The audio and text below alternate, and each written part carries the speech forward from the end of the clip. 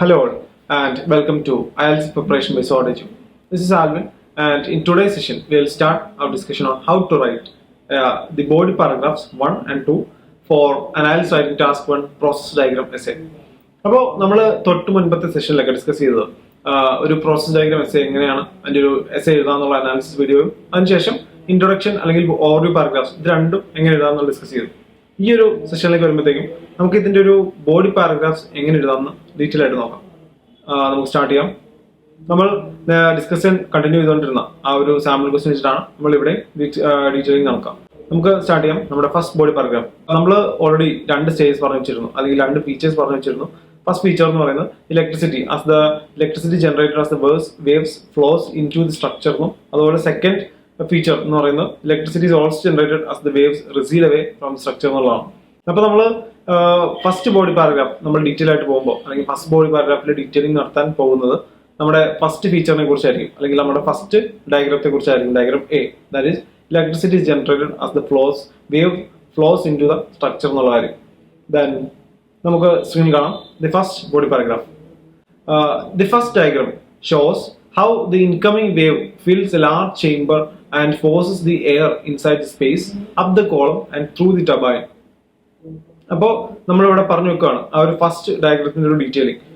നമ്മൾ എന്താണ് പറയുന്നത്, ഇറ്റ് ഷോസ്, ആ ഫിഗർ നമുക്ക് കാണാം, ദ ഇൻകമിംഗ് വേവ്, ആ ഒരു വേവ് ചേംബറിലൂടെ ഈ ഒരു സീയുടെ കടലിന്റെ ഒരു വേവ്സ് കയറി വരുന്ന ഒരു വേവ്സ് ഒക്കെ it forces the air inside the space up the column. അപ്പൊ നമുക്ക് കാണാം ആ ഒരു സ്പേസിലുള്ള എയറിനെ ഈ വരുന്ന വേവ്സ് പുഷ് ചെയ്ത് പുറത്തേക്ക് വിടുകയാണ്.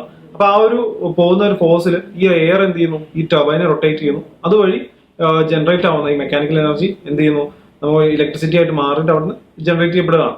അപ്പൊ ഇതാണ് അവിടുത്തെ ഒരു വർക്കിംഗ്. നമ്മൾ ആദ്യം പറയുകയാണ്, the pressure of the air rotates the turbine which generates current of electricity. അപ്പൊ അങ്ങനെ ഒരു ഇലക്ട്രിസിറ്റിയിലേക്ക് നയിക്കുകയാണ് നമ്മൾ പറയുകയാണ്. Then the process does not end there, for the structure is able to continue producing power as the sea recedes, as can be seen in the second diagram. Okay, അപ്പൊ നമ്മള് വെറുതെ ബ്ലണ്ട്ലി നമ്മുടെ ആ ഒരു ഫസ്റ്റ് ഡയഗ്രാം മാത്രം പറയുകയല്ല ചെയ്യുക, നമ്മളൊരു കണക്ഷനുകൾ ഇടുകയാണ്. സെക്കൻഡ് പാരഗ്രാഫിൽ നമ്മൾ പറഞ്ഞ് ഡിസ്കഷൻ നടത്തുന്നതിന് മുമ്പ് നമ്മളൊരു കണക്ഷൻ ഇടുകയാണ്. That is the process does not end there. അപ്പൊ ജസ്റ്റ് ഈ ഒരു വേവ്സ് കയറി നമ്മുടെ എയർ കയറിയിട്ട് ആ ടർബൈൻ റൊട്ടേറ്റ് ചെയ്യുമ്പോൾ ജനറേഷൻ ഓഫ് ഇലക്ട്രിസിറ്റി മാത്രമല്ലാണ്ട് തിരിച്ചിറങ്ങുമ്പോഴും ഒരു ഇലക്ട്രിസിറ്റി ഉണ്ട്. അല്ലെങ്കിൽ സെക്കൻഡ് പാരഗ്രാഫിൽ നമ്മൾ എഴുതാൻ പോകുന്നതിൽ നിന്ന് കണക്ട് ചെയ്തിട്ട് നിർത്തുകയാണ്. That is the process does not end there and the structure is able to continue producing power as the sea recedes as can be seen in the second diagram എന്നൊക്കെയുള്ള work. അത് വളരെ important ആണ്. As can be seen in the second diagram. സെക്കൻഡിലും കൂടെ ഇവിടെ പറഞ്ഞിട്ടൊരു connection ഇടാണ്. Then നമുക്ക് സെക്കൻഡ് ബോഡി പാരഗ്രാഫ് നമുക്ക് നോക്കാം. സെക്കൻഡ് നമ്മൾ ഫോക്കസ് ചെയ്യാൻ പോകുന്നത് സെക്കൻഡ് ഡയഗ്രാം ആയിരിക്കും. That is electricity is also created as the receding waves draws airs back down the column. Okay, നമുക്ക് സ്റ്റാർട്ട് ചെയ്യാം. സ്ക്രീനിൽ കാണാം. As the wave now flows away from the structure, it draws air back down the column and downwards through the turbine in the same direction as the previous upward flow of air.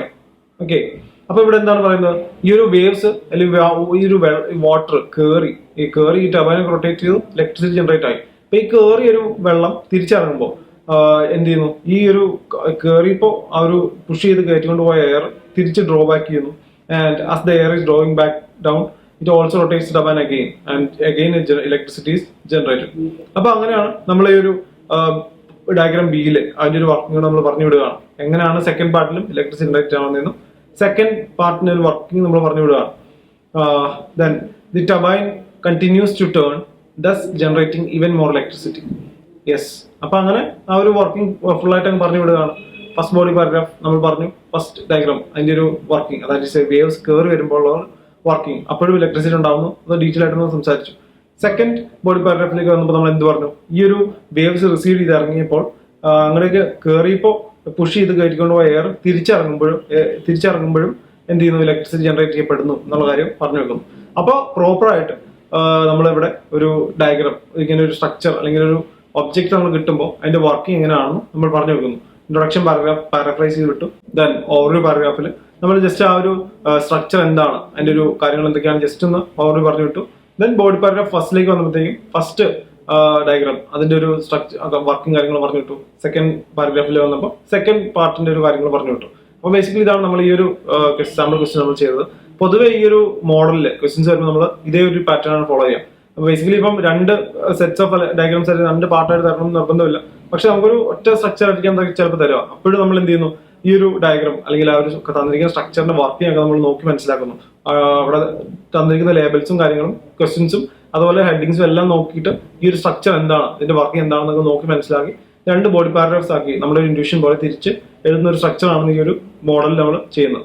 അപ്പോൾ ഇതാണ് നമ്മൾ ഈ ഒരു sample ക്വസ്റ്റിന്റെ ഒരു answer model നമ്മൾ പറഞ്ഞത്. Then നമ്മുടെ finished IELTS essay, നമ്മുടെ ഫുൾ IELTS ഈ ഒരു ടാസ്ക് 1 പ്രോസസ് ഡയഗ്രത്തിന്റെ ഈ ഒരു സാമ്പിളിന്റെ ആൻസർ നമുക്ക് ഇപ്പോൾ സ്ക്രീനിൽ കാണാം with introduction, overview and the body paragraphs. അപ്പോൾ ഇത്രയാണ് നമ്മൾ ഈ ഒരു സെഷനിൽ നമ്മൾ ഉദ്ദേശിച്ചത്. ദെൻ നെക്സ്റ്റ് ഒരു സെഷനിലേക്ക് വരുമ്പോഴത്തേക്കും ഈ ഒരു പ്രോസസ് ഡയഗ്രത്തിന്റെ തന്നെ പല ഡിഫറെന്റ് ടൈപ്സ് നമ്മളിപ്പോൾ ഡിസ്കസ് ചെയ്തൊരു മാൻമെയ്ഡ് പ്രോസസ്സിലെ ഒരു സ്ട്രക്ചർ തന്നാൽ എങ്ങനെയാണ്, അല്ലെങ്കിൽ ഒരു മെഷീൻ തന്നു കഴിഞ്ഞാൽ വർക്കിംഗ് എങ്ങനെ എഴുതാം എന്നാണ് നമ്മൾ കണ്ടുവച്ചത്. നെക്സ്റ്റ് സെഷനിലേക്ക് വരുമ്പോഴത്തേക്കും നമുക്ക് മറ്റ് ടൈപ്സ് ഒന്ന് നോക്കി വിടാം.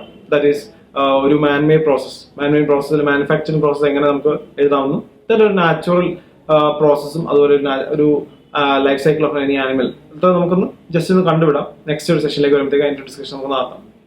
Thank you.